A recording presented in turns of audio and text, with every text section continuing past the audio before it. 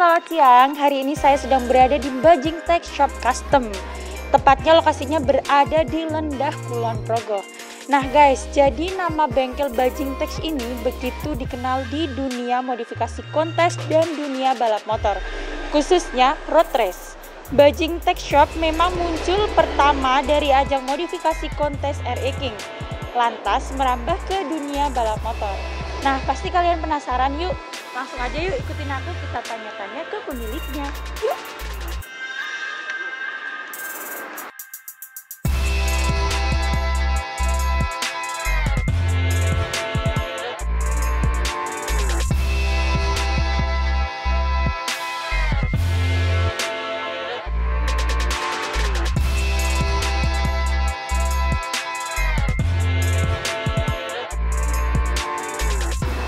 Pak, mungkin Bapak bisa memperkenalkan diri dengan Bapak siapa, selaku apa? Ya, nama saya Hari Kurniawan.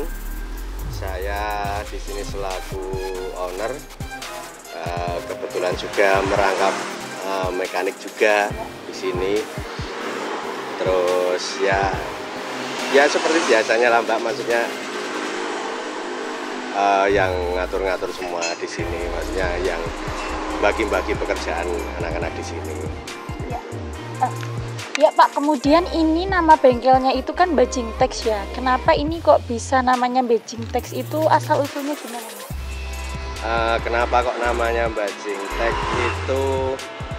Ya gimana ya Mbak, kita kan orang Jawa asli ya, istilah bajing itu mungkin kalau orang luar itu bisa dibilang konotasinya negatif, tetapi kalau kita yang asli orang Jawa mungkin bajing itu bukan konotasi negatif, jadi seperti sebuah kegiatan yang dilebihkan. Misalkan lekerjo ini orang bajing ora dadi-dadi ya, seperti itu loh, konotasinya seperti itu. Kemudian kalau untuk di bengkel ini sendiri itu total karyawan Bapak ada berapa Pak jumlahnya? Untuk di sini total karyawan itu ada 4 orang, 5 orang sama saya.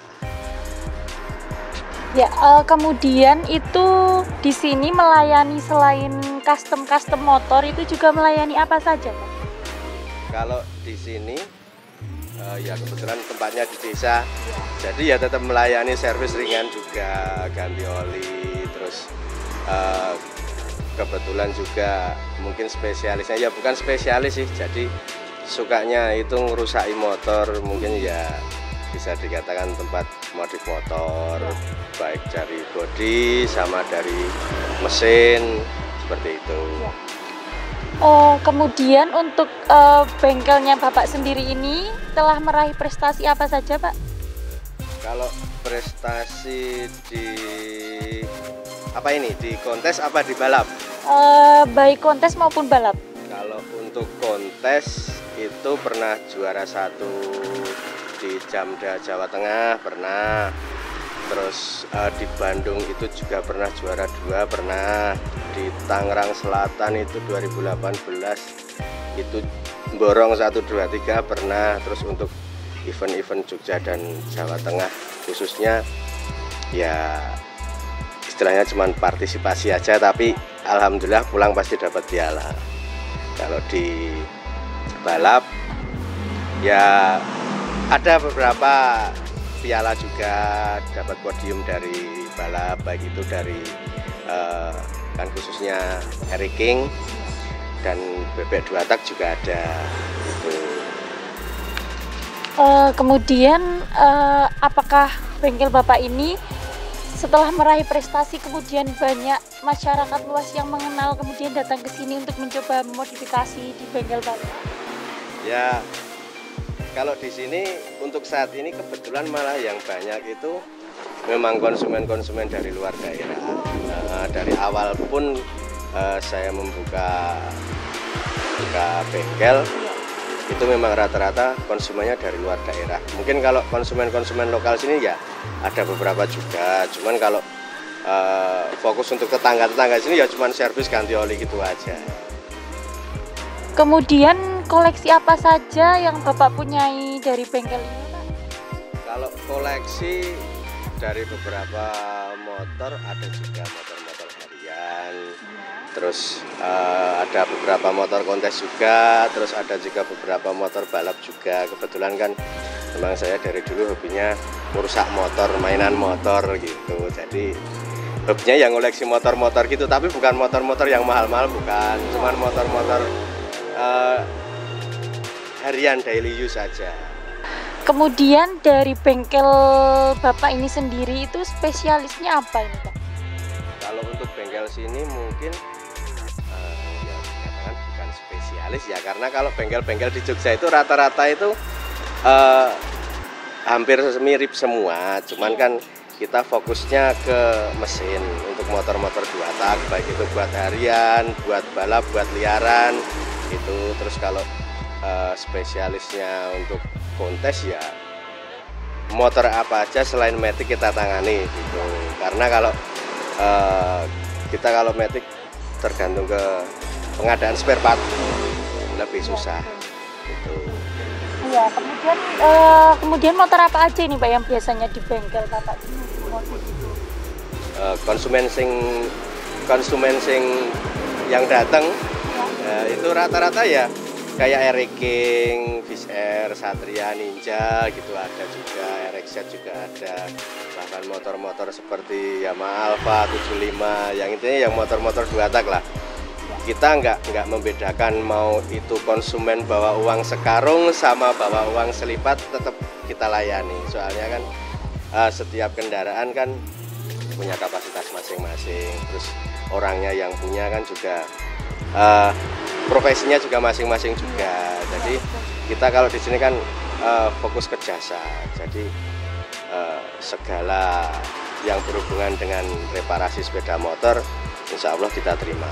Ya. Kemudian untuk modifan motor sendiri itu dibanderol dari berapa itu Pak? Kalau untuk modifan motor itu, kalau di sini ada 2 tipe Mbak. Ya. Jadi yang pertama itu kita ngikutin budget, apa kita ngikutin barang. Oh. Ya, jadi kita nggak bisa matok habis sekian puluh juta, habis sekian juta, itu nggak bisa. Misalkan ada konsumen datang, Mas bikinin motor buat harian apa buat kontes. Nah, konsumen itu dia minta barang, maksudnya barangnya pakai ini. Nah, itu nanti uangnya yang menyesuaikan, biasanya habisnya lebih banyak. Tetapi kalau mereka datang bilangnya, Mas saya cuman punya uang sekian, misalkan apa 500, apa 2 juta, apa 10 juta, lah uang segitu nanti kita maksimalkan, itu sudah berikut dengan ongkos, dengan spare part. Nah, sekiranya ada yang melebihi dari hitungannya itu nanti kita ngomong sama yang punya motor, sama konsumennya, kira-kira yang penting itu yang mana, yang mau dipakai yang mana gitu. Kemudian ini Pak, maksimal itu di budget berapa sih yang paling mahal dari sekian banyak konsumen yang udah modif motor di sini Pak? Kalau paling mahal itu mungkin kemarin baru berjalan habis sekitar 80 jutaan, cuman motornya untuk saat ini masih diambil untuk diproses powder coating rangkanya. Jadi motor itu konsepnya diubah-ubah terus, ganti ini gitu. Yang paling mahal waktu sekarang ini baru sampai gitu. Itu aja motornya belum jadi, mungkin masih ada penambahan biaya lagi. Kemudian Bapak sendiri ini mulai merilis usaha ini dari tahun berapa Pak? Sebenarnya kalau saya itu mulai merilis, kalau di sini ini bukanya ini ya paling baru sekitar 3 tahun. Ya cuman kan kalau dari dulu saya ikut yang lebih senior, ikut bengkel tempatnya orang itu ya udah lama juga. Nyambi-nyambi online, nah, kebetulan kan konsumennya itu juga taunya dari online juga. Terus kebetulan mereka ngirim mesin, ngirim unit sepeda motor, terus kembali ke daerahnya lagi, itu kebetulan cocok apa gimana, terus teman-temannya pada diajak ke sini. Kemudian untuk perlengkapan fashionnya Onderdil sendiri ini Bapak membelanjakan di mana ini Pak? Kalau onderdil itu rata-rata ya cuma di lokal Jogja sini Mbak, nggak ada yang dari luar daerah. Ya ada misal dari luar daerah, misalkan kalau spare part susah seperti Honda NSR, terus ya motor-motor aneh lah, istilahnya bukan yang motor sehariannya kita lihat, bukan. Tapi kalau cuman yang lokal-lokal motor-motor biasa itu insya Allah kalau di Jogja sini banyak, dari toko onderdil, dari gudang spare part ada semua.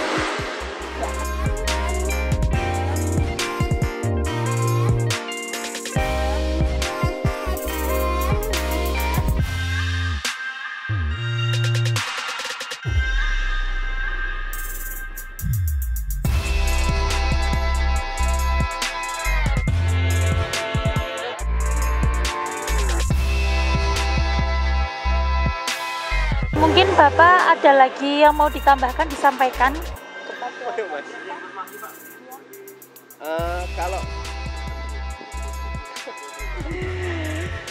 Kalau untuk teman-teman yang pengen modif motor, reparasi kendaraan atau repair mesin, untuk alamatnya kalau kita di Jalan Brosok Wates kilometer 2, dusunnya di Sumberjo, Jatirejo Lendah Kulon Progo. Itu cuman nyuwun sewu kalau di sini kita nggak bisa kerja cepat, soalnya yang namanya restorasi itu mungkin tidak seperti bengkel-bengkel umum lainnya. Nyuwun sewu, mungkin karena kita misalkan dari pengadaan spare part, biasanya spare partnya untuk motor tersebut sulit bisa, jadi waktunya agak lama. Terus yang kedua, dari pengerjaan tipe motor tersebut memang ada penanganan khusus juga, seperti itu. Kira-kira ini Pak, untuk estimasi pengerjaannya itu paling cepat berapa hari dan paling lama berapa minggu atau sampai bulan? Yang paling lama itu bisa tahunan. Bisa tahunan, itu tergantung spare part, harus nunggu spare part ini, spare part itu, dan kita harus sesuai permintaan yang punya motor. Kalau yang paling cepat biasanya kalau untuk restorasi 1 unit motor itu, kalau spare partnya ada semua, terus kondisinya lancar semua, tidak seperti ini, maksudnya karena mungkin COVID ini kan, jadi agak lama juga pengerjaan. Itu biasanya kalau normal 1 bulan. Tapi kalau untuk servis-servis, reparasi mesin ringan-ringan bisa ditunggu jadi. Ya Bapak, kemudian selama pandemi ini, di masa PPKM ini dampaknya gimana Pak? Ya, untuk dampaknya selama pandemi ini ya dari segi income ya ada sedikit berkurang juga, seperti online juga kita sedikit berkurang untuk reparasi motor. Untuk servis kita juga ada pengurangan juga, tapi ya sangat berdampak sebenarnya untuk pandemi ini. Tapi kalau disikapi secara bijak ya gimana lagi, kondisinya baru seperti ini, ya nggak bisa salah salan juga gitu. Kemudian ini di masa pandemi ini, apakah Bapak mempunyai ide untuk tetap istilahnya agar bengkel ini tuh tetap ada pemasukan yang tambah income gitu, dengan cara Bapak misalnya membuat custom terbaru, model baru gitu, inovasinya ya? Kalau untuk di masa pandemi ini, saya lebih menyarankan untuk konsumen-konsumen yang dari luar kota. Biasanya mereka kan suka datang ke sini langsung. Nah, mungkin saya minta mereka cuman ngirim spare partnya aja, yang mau direparasi apa, mungkin bisa kirim mesin utuh juga, seperti itu. Jadi kita juga meminimalisir kontak langsung juga, soalnya kan nyuwun sewu, dari konsumen luar kota kan kita nggak tahu kondisinya seperti apa, kondisinya di sana seperti apa gitu. Iya Pak, mungkin kalau ada teman-teman yang ingin modif motor di sini menghubungi Bapak itu melalui kontak WhatsApp atau akun sosial media apa? Kalau untuk bengkel sini sendiri, untuk akun Instagram ada, kebetulan juga di akun di YouTube juga ada. Untuk kontaknya bisa menghubungi nomor di WA 0822 3561 5368. Kalau enggak nanti bisa dicek di Instagram, ada Bajing Tech Shop Custom gitu. Ya kalau enggak nanti di YouTube juga ada juga. Kebetulan juga ngevlog juga. Ya jadi kan sambilan lah. Jadi kita berbagi tips, berbagi informasi. Kadang kan banyak juga informasi-informasi yang penting, maksudnya untuk penggunaan sepeda motor 2 tak khususnya, baik untuk yang baru pemula, karena sepeda motor 2 tak sendiri itu kebanyakan sepeda motor lawas. Jadi tidak segampang cuman ngejok bensin terus digas mangkat gitu, enggak. Jadi memang ada perawatan khusus, dan itu nanti kan dari beberapa informasi kan kadang suka kita share juga di YouTube kita. Jadi kan takutnya itu kalau sekarang itu pada salah kaprah. Iya. Seperti itu. Kemudian gimana ini Pak tips-tipsnya untuk para penggemar motor 2 tak, perawatannya agar tetap terjaga dan mesin-mesinnya tetap awet? Kalau untuk motor 2 tak sendiri sebenarnya perawatannya sangat gampang, yang penting jangan sampai habis oli sampingnya. Cuman gitu aja. Biasanya motor itu kalau bisa rusak itu kalau 2 tak biasanya cuman kehabisan oli samping. Bisa motornya terlalu irit, ya intinya kalau kita keseharian naik motor tersebut, kalau ada yang aneh dengan motor kita ya sebisa mungkin harus dicek. Kalau enggak ya dibawa ke bengkel, cuman itu aja. Soalnya kalau kadang ada yang aneh tapi nggak dirasain, nanti lama-lama malah biayanya malah banyak. Seperti itu. Ini Pak, kemudian untuk penggemar motor 2 tak ini Pak, yang paling banyak diminati oleh konsumen itu masyarakat itu motor apa? Motornya kalau untuk 2 tak, mungkin kalau dari beberapa tahun ke belakang itu yang masih mendominasi sampai sekarang ya Air King. Iya, kebetulan Air King, kebetulan saya juga pemain Air King juga, ya suka Air King juga. Tapi untuk saat-saat ini rata-rata sih Mbak, jadi semua motor 2 tak itu sekarang dimunculkan kembali. Jadi yang motor dulu itu nggak ada harganya sekarang mahal lagi. Terus kadang orang-orang tua sekarang itu malah mainan motor 2 tak lagi. Itu jadi perbedaannya kalau di motor 2 tak ini kan kita seperti istilahnya kalau orang-orang tua itu saya tanyakan itu katanya nostalgia. Nah, dulu SMP dia naik motor apa, misalkan naik Tornado apa Kristal, sekarang berhubung dia punya rezeki lebih, ada dana lebih, cari motor itu. Ya kelangenan, misalkan dia dulu kepengen RX-Z, apa kepengen apa gitu, misalkan RC atau Volkswagen gitu. Terus sekarang dia pengen naik motor lagi, pengen buat jalan-jalan lagi gitu. Terus dia nyari lagi motornya seperti itu, dibangun, direstorasi, buat kelangenan. Bahkan ada juga itu orang yang dulu pernah inget sama surat motornya, platnya apa, motornya dulu dicari. Masya Allah. Ada juga yang seperti itu. Iya. Jatuh di tempatnya siapa, dibeli siapa, itu dibeli lagi, dibangun lagi, disimpan di rumah. Nostalgianya seperti itu. Makanya harganya sekarang mahal semua kalau motor 2 tak. Iya, harganya naik semua. Karena selain langka juga. Iya, selain langka juga nostalgianya itu tadi. Ini untuk bengkel Bapak ini harapannya ke depan itu bagaimana Pak? Kalau untuk bengkel kami sendiri itu harapannya ke depan ya ya semakin lebih baik lagi dalam segi pelayanan, dalam segi kinerja, dalam kreativitas. Kalau bisa tambah ilmu lagi, ya bisa istilahnya kita bisa saling membantu lah, sama-sama pecinta sepeda motor gitu. Terus yang jelas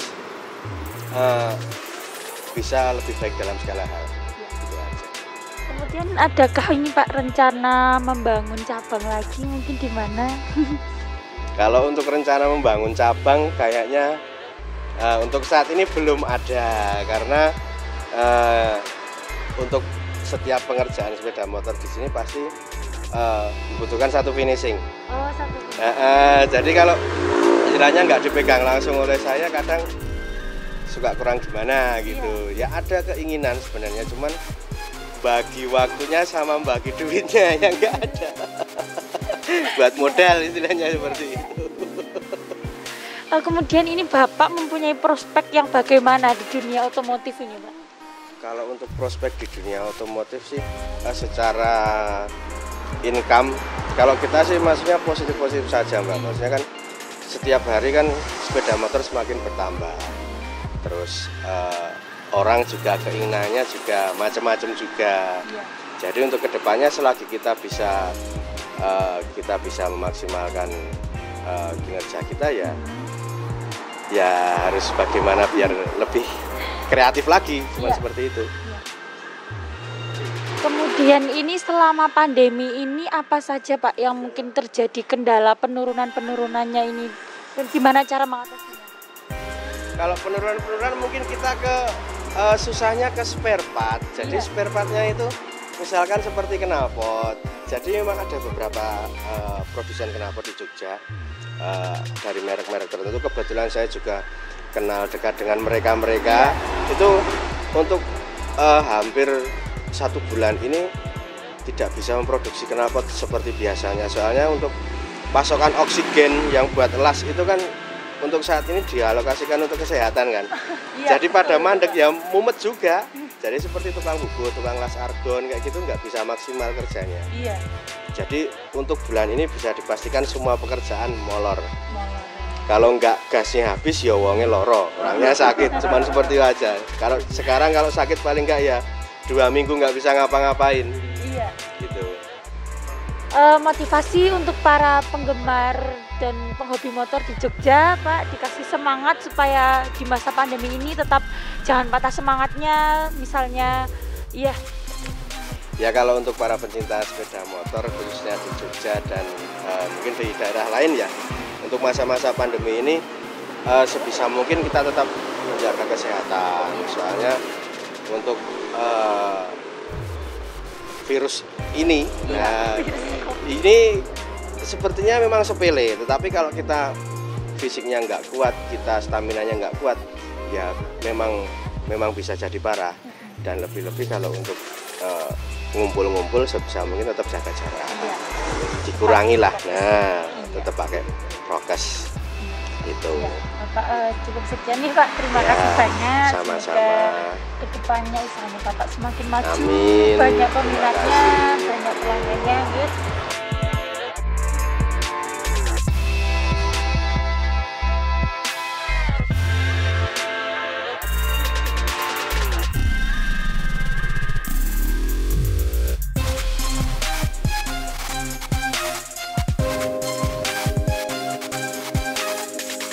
Oke, bagi teman-teman yang ingin bertanya ataupun penasaran, boleh kok langsung aja isi di kolom komentar di bawah ini. Oke, saya Yunitiu, pamit undur diri, sekian dan terima kasih.